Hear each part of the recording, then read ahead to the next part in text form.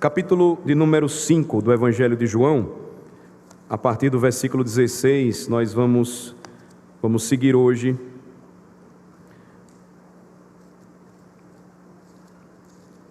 Estudando juntos este Evangelho. Evangelho de João, capítulo 5, a partir do versículo de número 16. A partir de hoje nós vamos ver essa seção muito importante do Evangelho.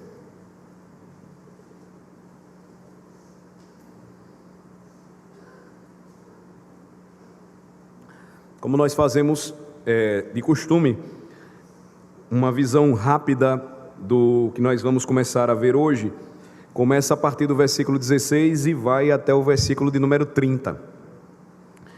Então, nesses versículos especificamente falando,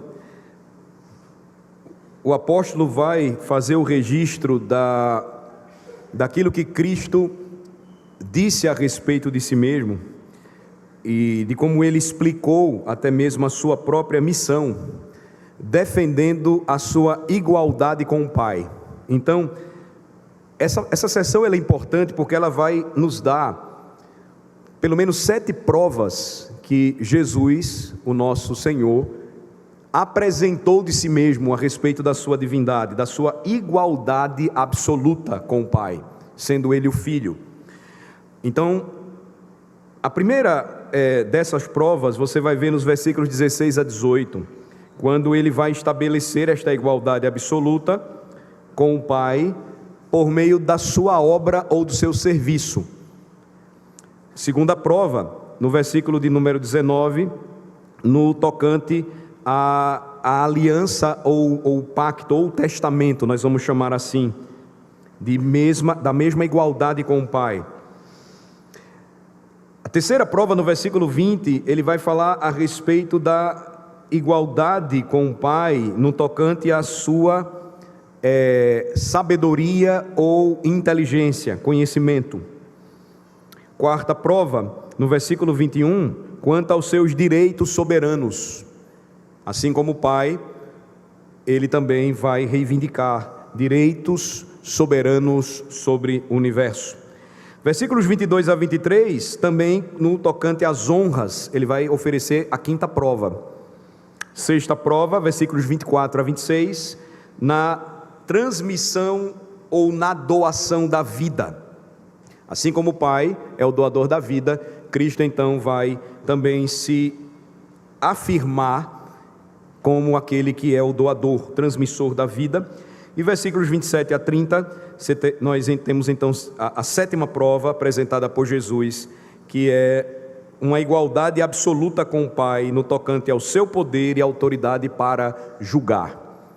Então, essa é uma breve divisão aqui, apresentação, como nós sempre fazemos, do que nós vamos começar a ver hoje, vamos começar a estudar a partir de hoje, nessa continuidade do capítulo de número 5 do Evangelho de João. O que é que nós temos aqui? Nós temos uma conexão muito, muito íntima entre a passagem que vimos anteriormente e o que se segue agora a partir do versículo de número 16. Veja que nós temos a sequência do discurso de Jesus, que foi o resultado daquilo que aconteceu quando ele foi para o tanque de Betesda curar em meio a uma multidão de enfermos uma pessoa. Ele poderia ter curado todas elas, mas especificamente o desejo dele, a intenção dele era curar um homem que por 38 anos já vivia naquela situação. Então, o capítulo que nós temos aqui, ele pode ser entendido se nós seguirmos a sua sequência. Por exemplo, o que é que foi que nós vimos na sessão anterior, no episódio lá da cura do paralítico no tanque de Betesda? Jesus revelando sua graça e poder soberanos na cura de um homem totalmente impotente, sem força alguma para fazer isso, em um dia de sábado. E aí você tem, na sequência, a crítica e a oposição dos judeus, por ele ter feito isso no dia de sábado, e a partir do versículo 16, Jesus vai tomar essa oportunidade para dizer por que ele podia fazer isso no dia de sábado, porque ele é Deus, ele é o Senhor do sábado, como Lucas registra em seu evangelho. Então, na segunda metade do capítulo 5, você vai encontrar comigo uma das passagens mais profundas deste quarto evangelho. E por que eu digo isso? Porque justamente aqui nesses versículos que nós vamos começar a ver hoje juntos, Jesus Cristo vai apresentar as suas glórias divinas como o Filho de Deus que se fez homem. Ele vai nos dar o próprio ensinamento a respeito da sua ligação com o Pai, da sua filiação divina. Também você vai perceber que a passagem pode ser dividida de uma forma natural em dois momentos bem claros. Ele vai primeiro apresentar essa declaração cétupla, né? 7 provas da sua divindade, a primeira parte, a partir do capítulo 16 aí.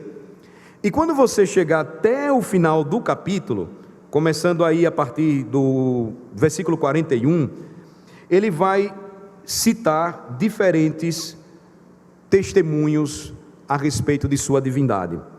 Então, a partir do versículo 41, você vai perceber isso, ele vai dar esses testemunhos, e aí seria uma divisão também em 2 partes dessa segunda grande sessão do capítulo 5. Então, só para a gente se situar, começamos a ver no capítulo 5, Jesus manifestando a sua graça e poder soberano, curando um homem impotente, em meio a uma multidão de gente enferma, pessoas enfermas, manifestando assim a sua glória divina.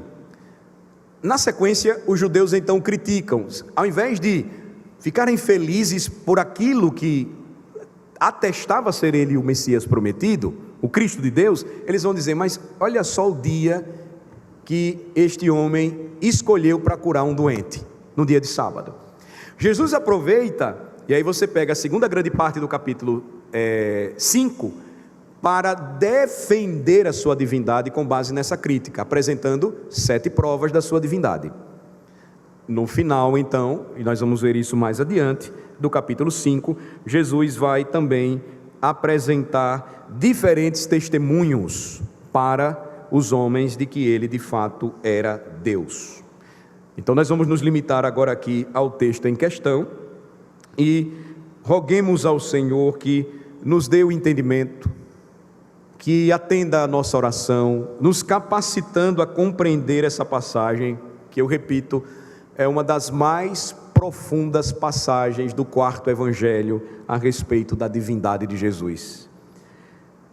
Nós temos então o milagre da cura do homem impotente, que chamou a nossa atenção no capítulo anterior, com vários detalhes que são impressionantes para a gente.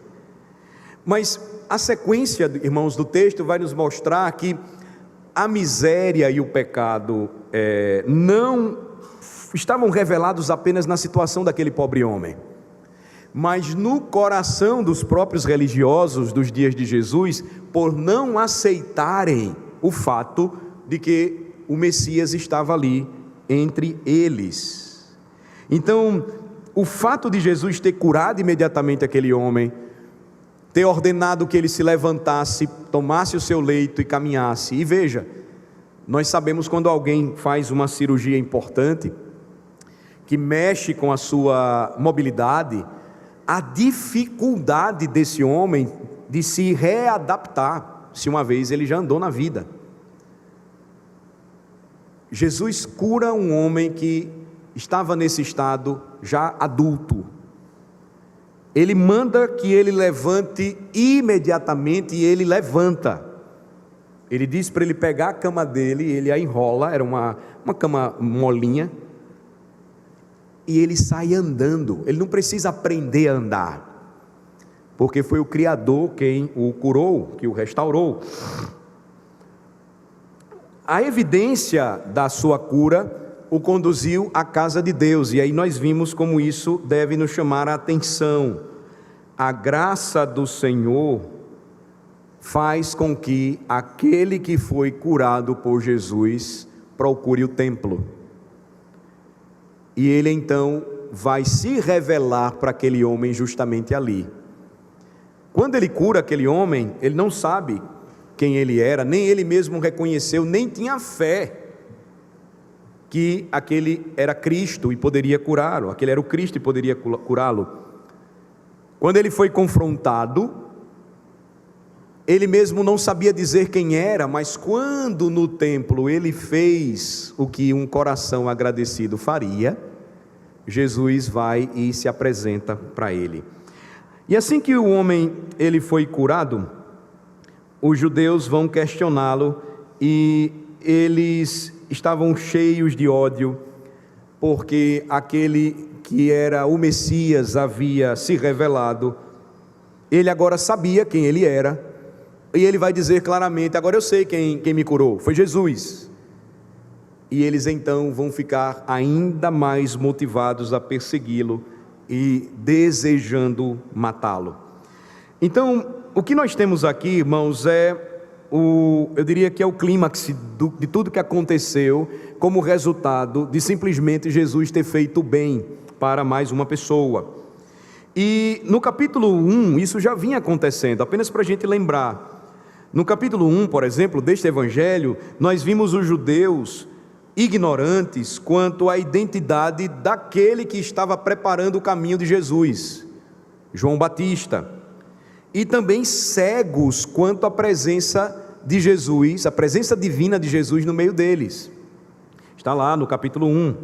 No capítulo 2, nós vimos também os judeus exigindo um sinal daquele que havia reivindicado a honra da casa de seu pai quando expulsou aqueles que estavam fazendo comércio na casa de Deus. No capítulo 3, nós vimos que um homem morto em seus delitos e pecados, e que era doutor entre os judeus, precisou procurar Jesus para aprender a respeito do novo nascimento. E Jesus disse para Nicodemos: você precisa nascer de novo. E aí os judeus continuam a discutir, e vocês vão lembrar, eles vão querer saber aspectos com os discípulos de João a respeito da purificação ou do batismo. No capítulo 4, você vai perceber que os judeus eles eram insensíveis quanto ao seu chamamento e missão. Eles não se davam bem com os samaritanos. Eles achavam que o Senhor só viria para salvá-los.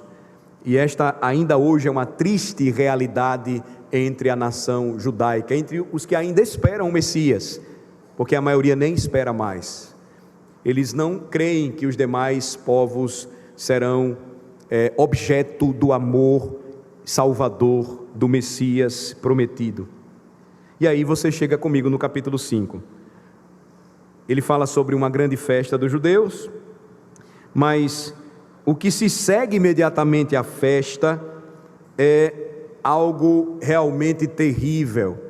Uma multidão impotente, sem força, de gente doente, cega, coxa, paralítica. E aí você alcança esse terrível clímax a partir do versículo 16 da passagem.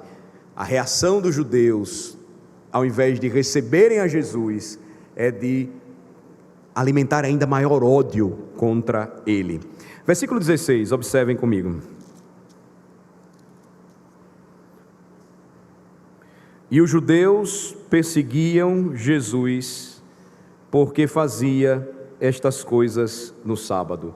Essa é a sequência. Lembre-se que nós paramos no último sermão, no versículo 15, quando o homem se retirou do templo e foi dizer para os judeus quem foi o homem que o curou. Ele disse claramente: agora eu sei quem foi Jesus. Qual foi a reação imediata dos judeus? Perseguir o Redentor. eles procuravam matá-lo. Mas eles não iam conseguir fazer isso, exceto quando chegasse o momento certo.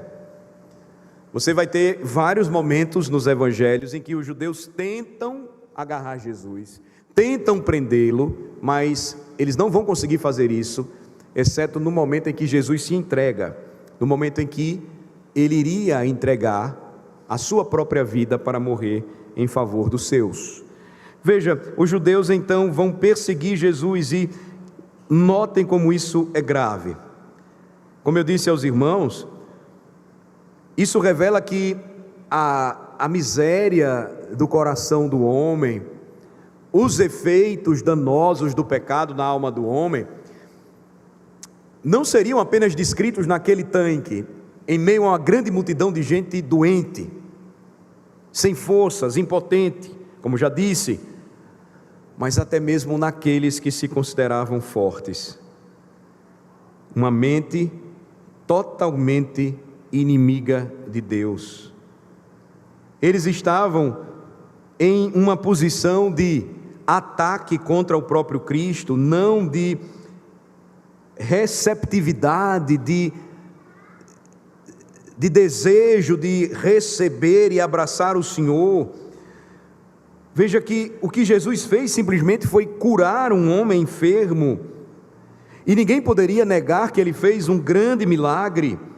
Os judeus não puderam refutar isso, os judeus não poderiam dizer que era mentira, porque era fato, todo mundo sabia que aquele homem por anos era daquele jeito, impotente por ser paralítico, mas a reação que eles tomam vai dar vazão à maldade de seu coração.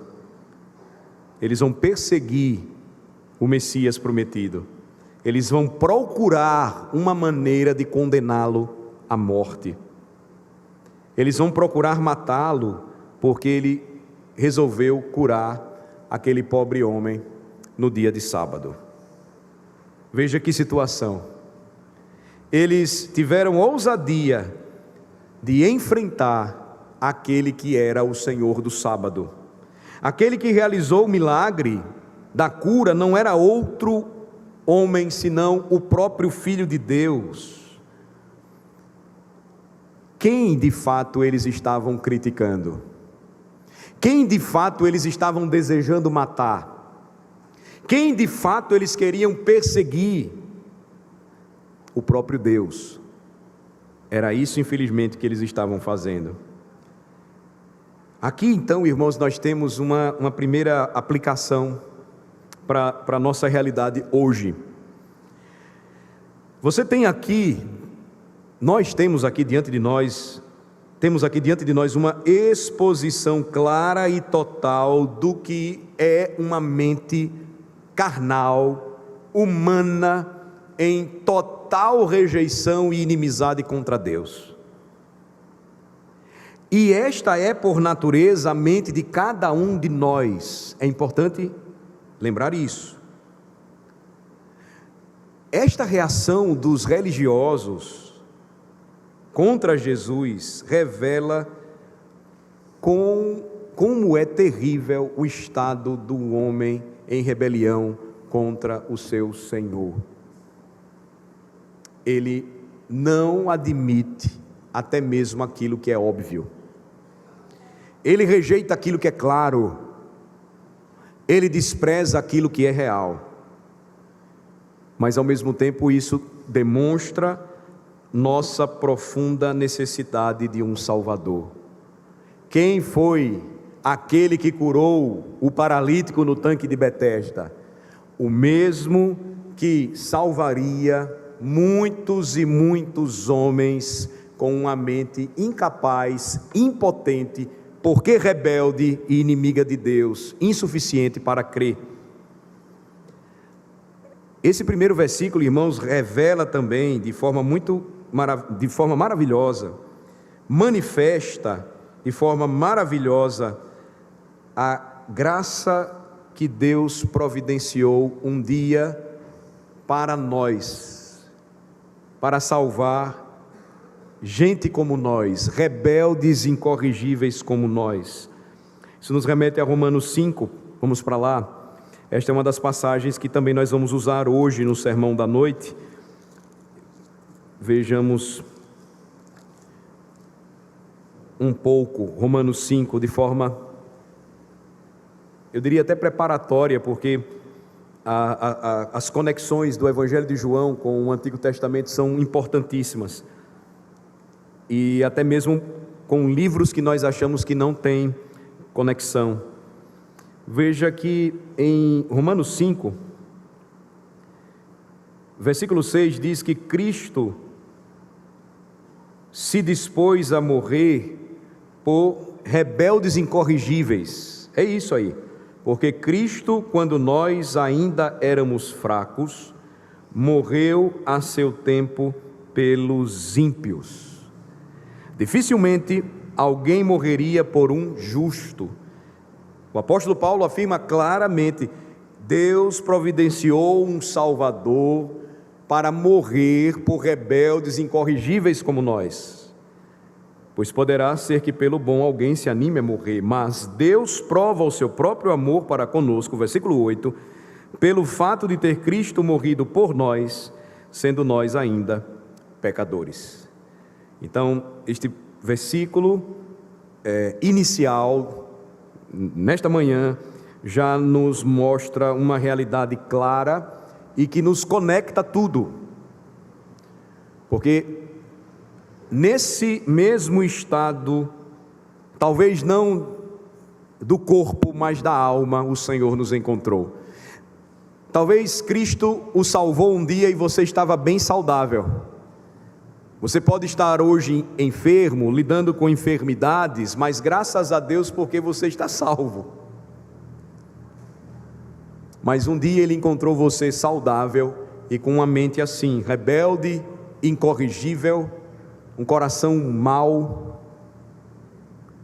uma rejeição muito grande àquele que é o Senhor de toda a criação.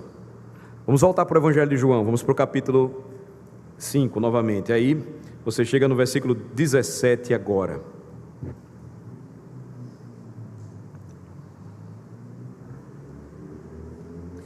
Versículo 17: mas ele lhes disse: meu pai trabalha até agora e eu trabalho também. Provavelmente, irmãos, os grandes enfrentamentos que Jesus teve com os religiosos de seu tempo foram aqueles que mais o desgastaram e trouxeram angústia para a sua alma, no tocante à sua natureza humana, por ver a situação de seu próprio povo. A cegueira era tão grande que eles não conseguiam enxergar quem estava diante deles, repito. Eles então perseguem a Jesus, observem no versículo 16, porque ele fazia estas coisas no sábado. Que coisas são estas? Ele curava as pessoas no sábado. E Jesus então mais uma vez tem que enfrentar esses homens. Ele vai então falar com eles, ele vai então confrontá-los, e ele vai dizer: meu pai trabalha até agora e eu trabalho também. Lembre-se que esta não foi a única ocasião, o momento em que o Senhor Jesus foi criticado pelos judeus por curar os enfermos nos dias de sábado. Não foi. E é muito importante aqui, instrutivo para nós observar, que as várias respostas que Jesus deu aos seus oponentes, registradas pelos diferentes evangelistas, elas trazem também instrução para nós, porque cada evangelista narra um incidente específico e também registra as palavras do Senhor referentes a elas ou a esses incidentes, para dar instrução. Veja, todo o desígnio de Deus com respeito à divindade de Jesus, registrado no Evangelho, tem esse propósito. Se eu relacionasse todos eles com relação ao sábado, eu poderia aqui citar alguns. Vamos lá.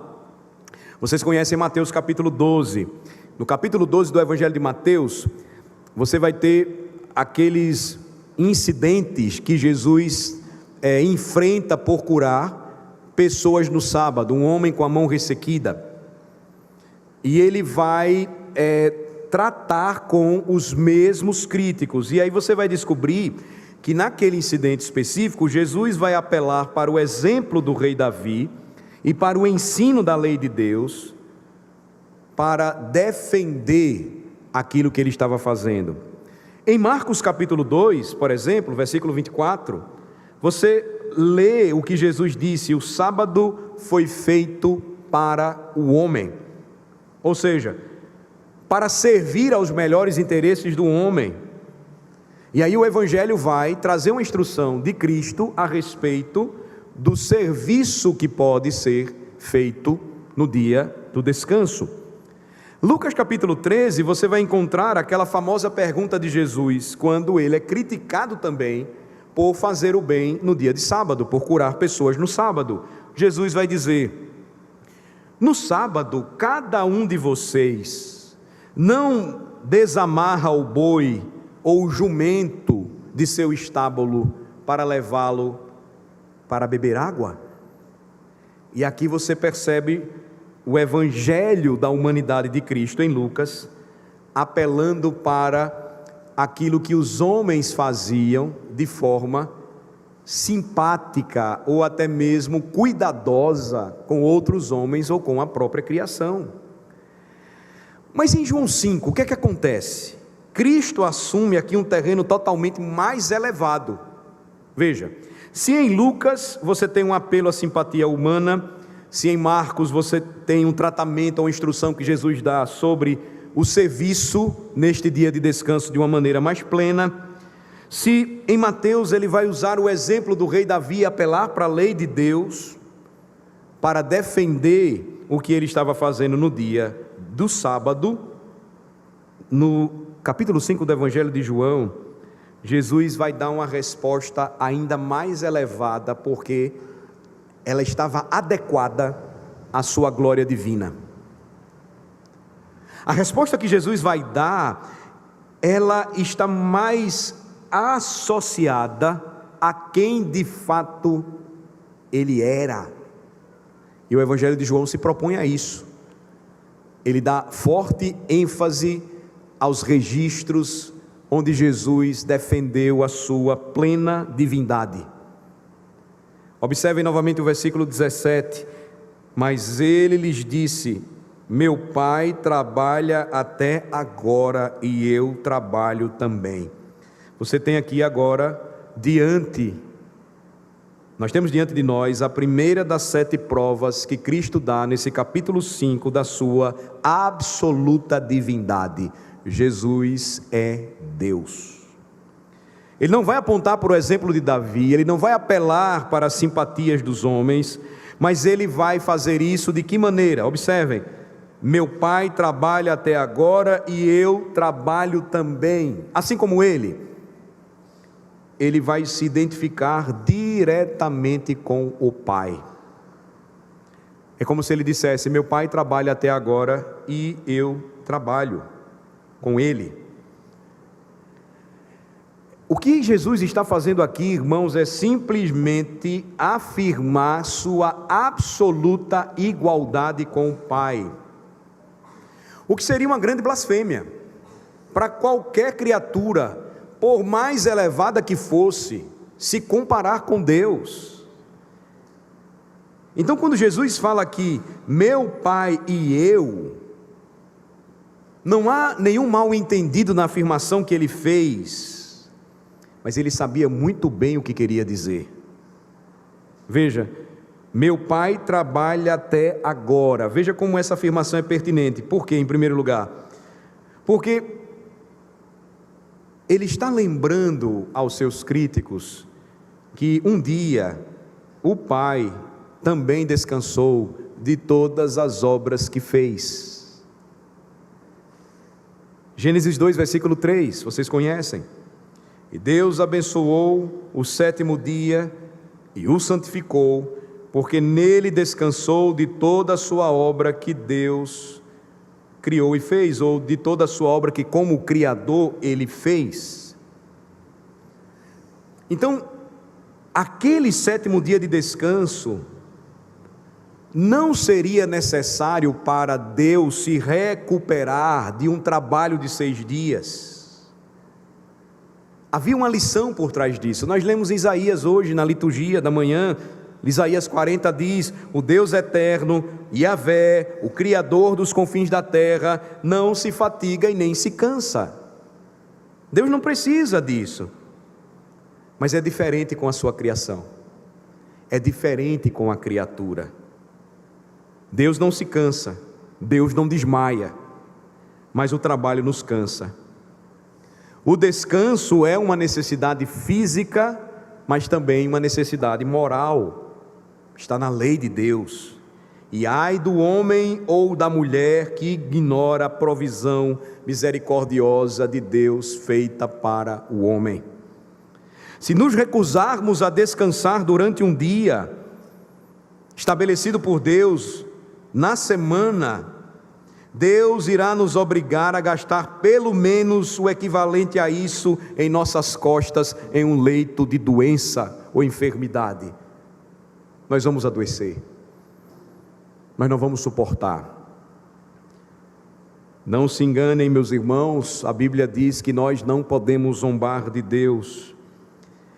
E o que Deus estabeleceu no início da sua criação, diante de suas criaturas, como exemplo, através dele mesmo, foi o de declarar um dia de descanso para ser, para suas criaturas, um dia de bênção, um dia abençoado. E esta bênção sempre iria atender aqueles que observassem e preservassem o descanso estabelecido por Deus. Agora, ao contrário, uma maldição desceu sobre os homens, uma maldição ainda desce sobre aqueles que não descansam no dia do Senhor. A palavra sábado simplesmente quer dizer descanso. O sétimo dia foi o dia estabelecido para o descanso por Deus quando criou o mundo no princípio. Do mesmo modo que o Pai descansou das obras que fez no sétimo dia, o Filho, porque é um com o Pai, João 5, trabalha assim como o Pai, estabeleceu um dia também para o seu descanso, quando concluiu as obras que fez o primeiro dia da semana. Deus não apenas abençoou o sétimo dia, mas a Bíblia diz que Ele o santificou, e a palavra santificar significa separar para o uso sagrado. Não observar um dia de descanso, então, traz peso para o homem, traz doença para ele, não faz com que ele seja abençoado neste mundo.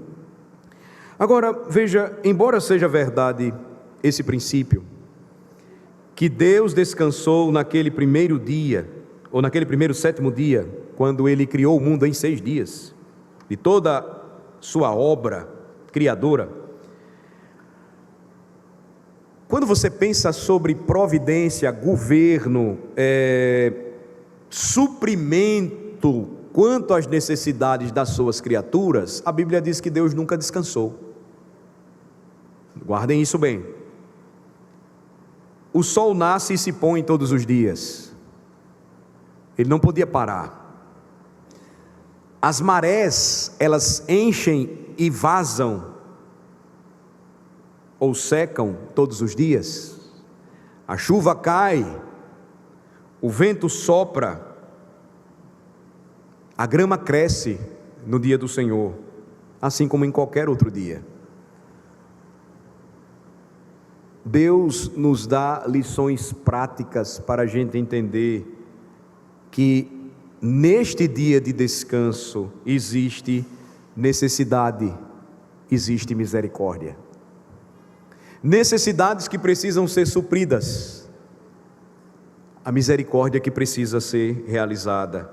Ou seja, Deus cria o mundo no espaço de 6 dias, Deus descansa no 7º para que as suas criaturas aprendessem a descansar, mas Ele mesmo não descansa, porque o governo, a administração, as necessidades e a misericórdia, elas são prementes. Defender e sustentar todo o reino da criação, as necessidades diárias de suas criaturas, faz com que o Senhor nunca descanse. Agora olhem para a palavra de Cristo: meu Pai trabalha até agora e eu trabalho também. Imagine se Cristo descansasse por um pouco no tocante à nossa vida. Sem Ele, diz a Bíblia, nada do que foi feito se fez. De João, na verdade, capítulo 1. A vida estava nele e a vida era a luz dos homens. Imaginem se Cristo deixasse de trabalhar por seu povo. Imagine se Cristo deixasse de interceder por seu povo, por sua salvação, o que seria de nós?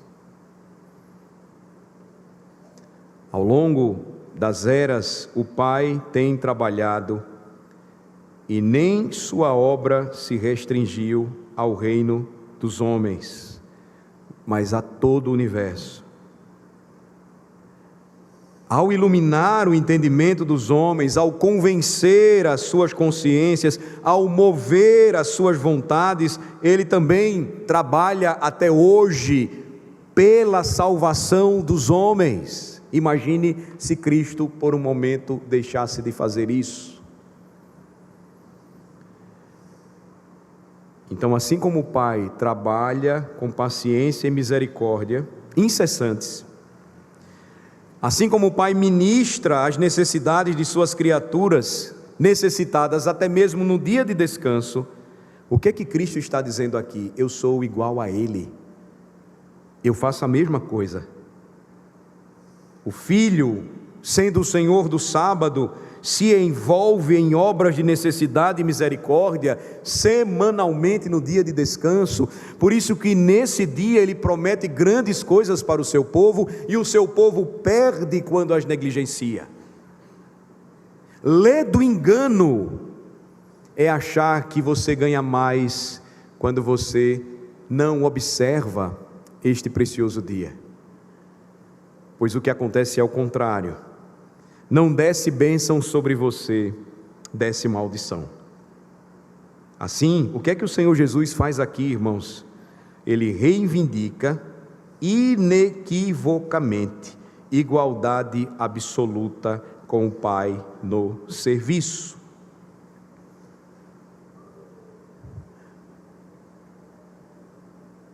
O que nos chama a atenção nessa primeira prova, e ela já é suficiente para a gente trabalhar somente hoje, nós ainda temos outras 6, é que ela deveria ser argumento suficiente para que valorizássemos mais o tempo que passamos juntos neste dia do Senhor, valorizássemos mais o que fazemos neste dia do Senhor e entendêssemos bem o que seria o reflexo disso no tocante a obras de necessidade e misericórdia, porque elas existem e Jesus nos ensina a fazê-las. E como é que eu posso identificá-las? Quando elas não são mais importantes para a minha alma, mas eu sei que elas irão glorificar a Deus se eu precisar fazê-las. Nós gostamos muito de usar exemplos de vocações que são extremamente importantes na sociedade moderna. E algumas são importantes para o bom funcionamento das cidades, das nações. Mas eu posso transformá-las em algo muito importante para mim, e não simplesmente um serviço necessário naquele dia, porque eu preciso glorificar a Deus atendendo às suas criaturas que precisam de misericórdia e necessitam de alguma coisa que eu possa oferecer. Observem, Jesus reivindica aqui igualdade absoluta com o Pai, dizendo que Ele é o Senhor deste dia de descanso. Sábado quer dizer descanso. Esqueçam da sua cabeça o sétimo dia. Esse é o problema dos adventistas. Eles não conseguem entender o progresso da revelação. O descanso permanece. Um dia ainda é obrigatório, ele não é para a gente escolher, não significa um dia em 7.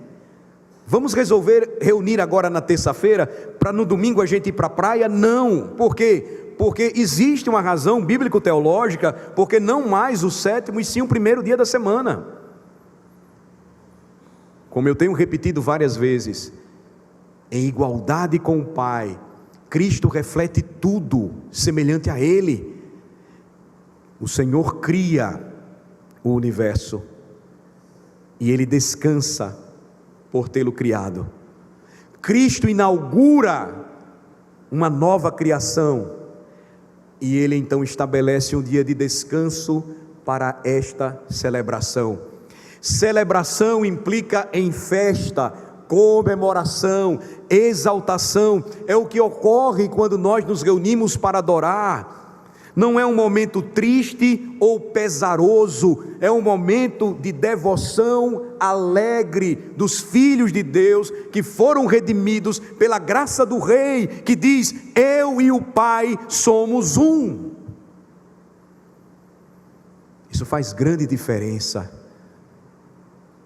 E por essa razão os judeus queriam matar Jesus, porque era inadmissível para eles que um homem se apresentasse como se fosse Deus. Vejam o versículo 18. Por isso, pois, os judeus ainda mais procuravam matá-lo, porque não somente violava o sábado, mas também dizia que Deus era seu próprio Pai, fazendo-se igual a Deus. Aqui está tudo explicado. Primeiro, porque eles diziam que o sábado estava sendo violado por essa razão, quando a própria lei de Deus nunca disse que fazer o bem no dia de sábado era violação do quarto mandamento da lei de Deus, nunca foi. Para eles sim. Por isso, irmãos, que o Evangelho de João ele é importante e ele também é muito impactante para nos confrontar quanto às nossas próprias tradições. Porque as tradições elas são boas para nós enquanto elas estão submetidas à palavra.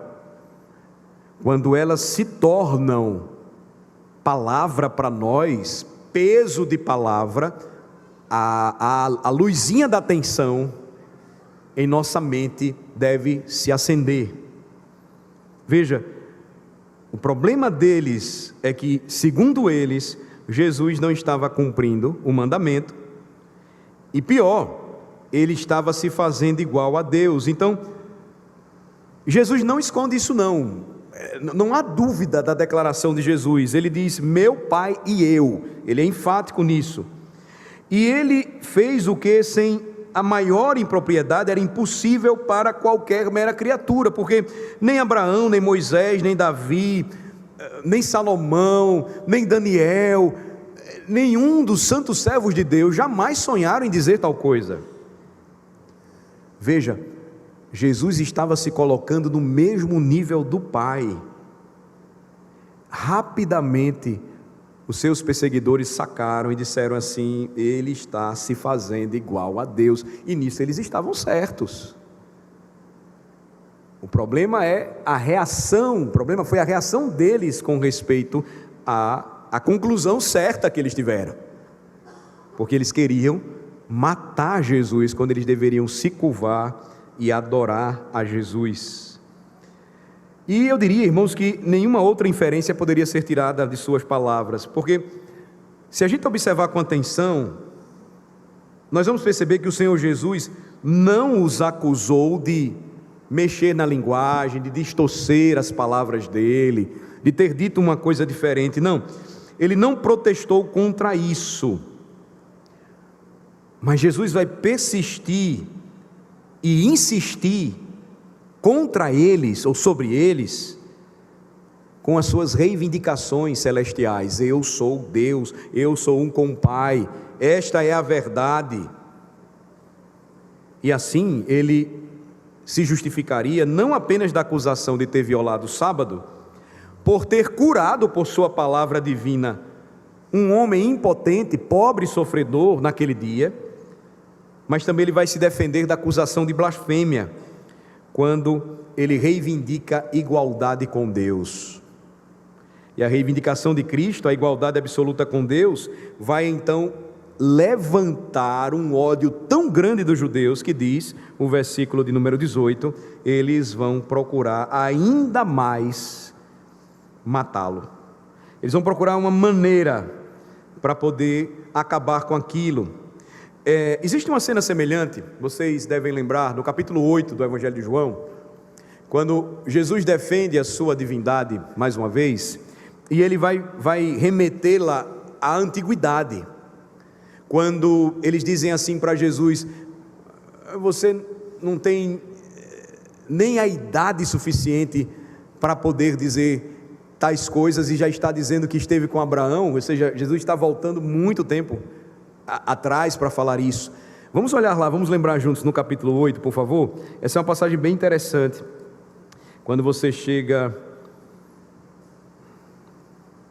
versículo 51 em diante. João capítulo 8, versículo 51.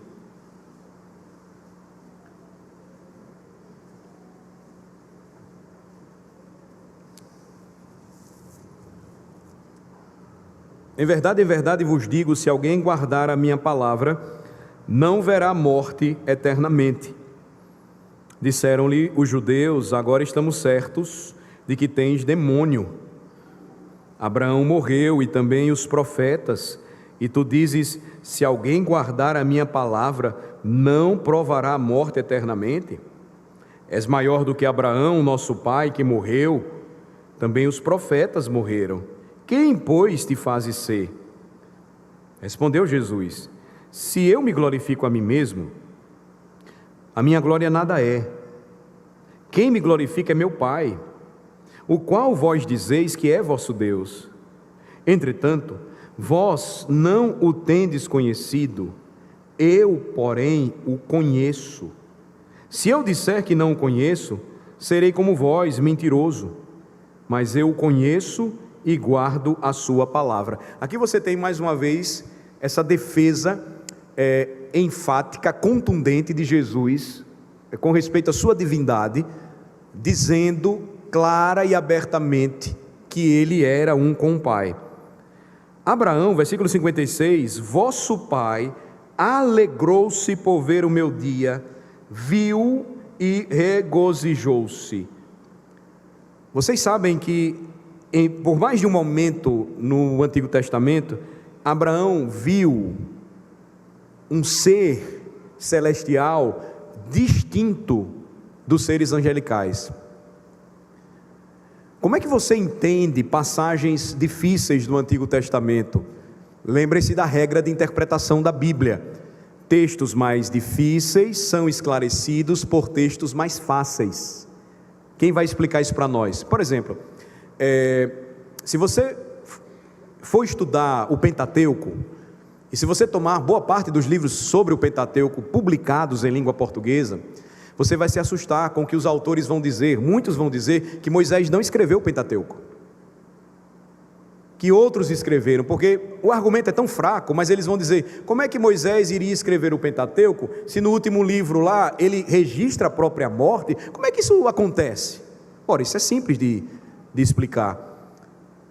É possível e acontece que grandes obras, no final delas, quando o principal autor morre, sejam completadas por outro homem. O que a tradição acredita é que Josué completou esse registro final lá. Pois bem, quem é que vai dizer que Moisés escreveu o Pentateuco? Textos mais difíceis são explicados por textos mais fáceis.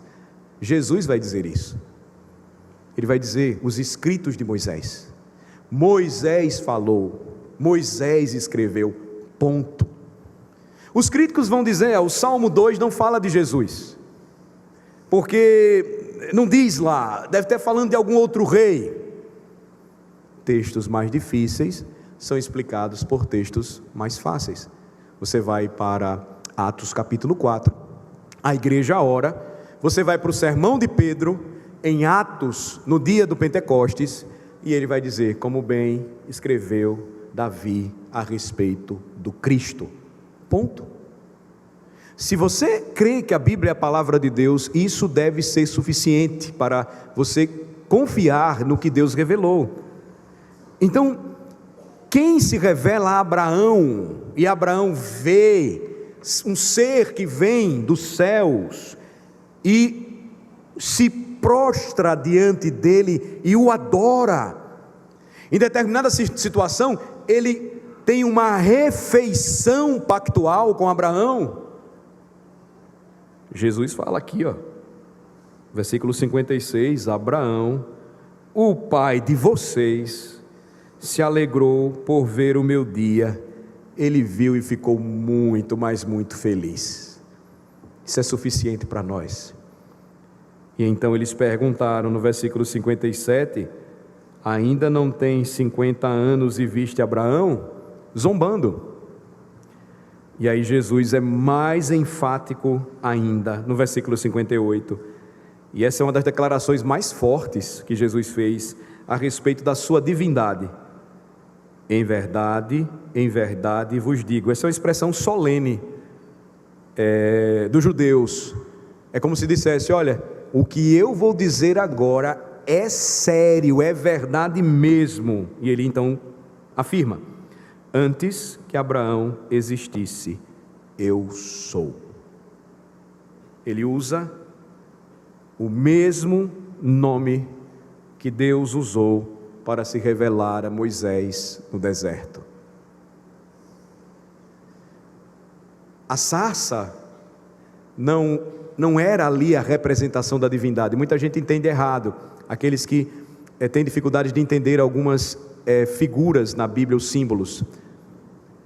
Quem estava por trás da sarça é que faz com que Abraão adore. Por que a sarça se tornaria o símbolo da Igreja Presbiteriana do Brasil? Porque ali a sarça era símbolo do que o Senhor faria por sua igreja. Nectamen consumem batur, e ela ardia e não se consumia. Isso é latim, não é língua estranha não. E a sarça ardia e ela não se consumia. É a frase que tem na sarça das igrejas presbiterianas do mundo, o símbolo de que a igreja passaria pelo deserto, ela iria sofrer fornalha da aflição, mas assim como os amigos de Daniel, ela sairia intacta e ilesa, arderia e não se consumiria. Quem é o eu sou? É o Cristo. Quem é o eu sou? Aquele que se revelou a Moisés no Egito, no deserto. Quem é o eu sou? O nome que Moisés dirigiu a Faraó e ele não conhecia, mas passaria a conhecer quando o vingador descesse na 10ª praga e matasse todos os primogênitos do Egito. Qual a reação então desses homens? Não foi de adoração, versículo 59, pegarem pedras para atirarem nele, mas Jesus se ocultou e saiu do templo, ou seja, não era o momento de eles matarem Jesus, porque Jesus entregaria a sua vida para ser morto. Eu concluo, irmãos, o sermão dessa manhã, apenas trabalhando com vocês essa primeira prova hoje da divindade de Jesus, e vocês percebem como isso é importante. A confissão de Jesus a respeito da sua divindade absoluta fez com que os homens procurassem matá-lo. Em outros momentos, como eu mostrei para vocês aqui, lembrando João 8, a mesma reação da parte desses homens. E aí, se fôssemos para o capítulo 10 ainda, Jesus falaria a famosa expressão, eu e o Pai somos um, e novamente os judeus iam pegar em pedra para apedrejá-lo. Por quê? Porque assim é a mente carnal do homem. O homem sem Deus sempre irá mostrar sua inimizade inveterada contra ele. Essa é a realidade. Agora, não pode ser assim da nossa parte. Não pode ser. Se nós estamos em Cristo, Se nós fomos salvos por sua graça, assim como aquele pobre paralítico, qual é a nossa atitude? É a atitude de vir adorá-lo. É a atitude de manifestar gratidão, devoção, de reconhecer que de fato Ele é o Rei dos Reis e o Senhor dos Senhores, e de manifestar e testemunhar essa realidade para o mundo. Essa deve ser a nossa atitude. Nunca deve ser a atitude semelhante à dos judeus, que pegarem pedras para atirar em Jesus. Deve ser sempre a atitude daqueles que ouvem as suas palavras e as praticam, e então edificam suas vidas sobre o firme fundamento da salvação, que é Cristo Jesus. Caminhar juntos estudando o Evangelho de João fortalecerá ainda mais a nossa visão a respeito de Jesus, da sua divindade. Por que isso é importante? Porque lembrem-se, Jesus é a pedra de fundação da igreja, Jesus é o cabeça da igreja, Jesus é o Rei e Senhor da igreja, e isso traz implicações importantes para a sua fé.